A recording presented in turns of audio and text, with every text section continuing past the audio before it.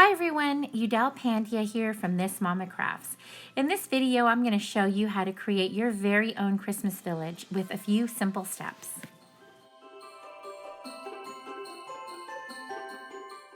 Before I begin, I decide where I'm going to place the village. In this case, I've put it in front of my formal room window, and I've selected two 6-foot tables, which I've covered in black tablecloth. The reason why I left a little gap in between the two tables is because eventually that is where I'm going to drop some of the wires to the Christmas village houses. The next thing I do is I set up the biggest part of my village, which is my train, and I place that in the center of the whole village.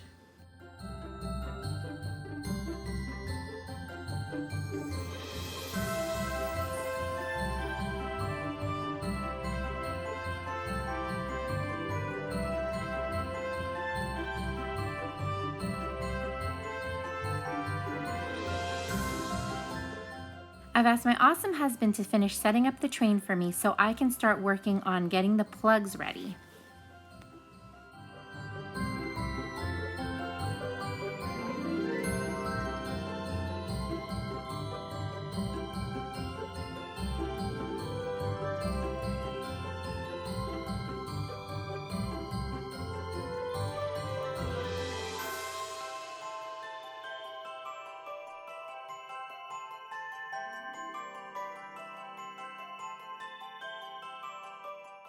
One thing I forgot to do before I started setting up the train was to put the white fabric down. The white fabric creates an easy snow effect so that later on when we go to place the snow, it really blends it all together. After I did that, I started to place the village items where I wanted them to go. I just started to build it around the train.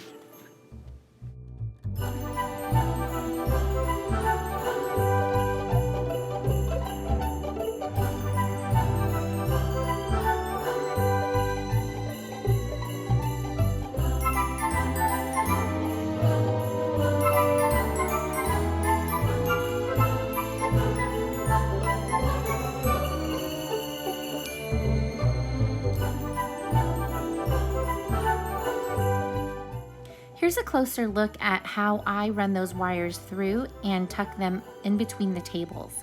And underneath this gap here is the extension cord that I'm going to use to plug everything in.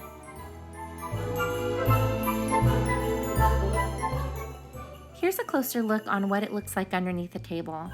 As you can see, I've dropped the plugs in between the tables and towards the back, and then I've placed these multi-extension cords underneath so that I can plug them all in with ease.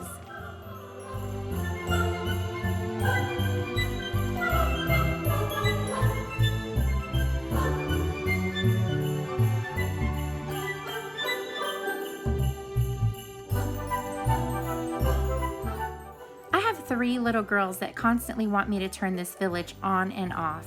So I've purchased this wireless remote system, and all you have to do is plug this receiver into the wall, take the plug from your village and plug it into the receiver, and it automatically connects to this remote.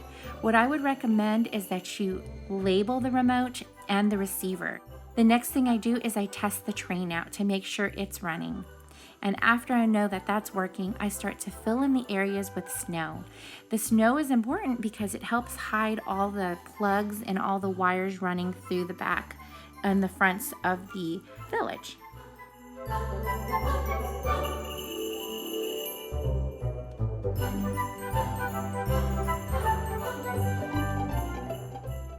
One of the things I love about setting up the Christmas village is getting my kids involved. My little girl Evie loves to help, so I'm having her spread some snow around, which adds sparkle to the whole thing. The other thing we start to do is we start to place the people, the trees, the bridges, and the lights, and it really brings this village to life. You can add as much or as little as you want to.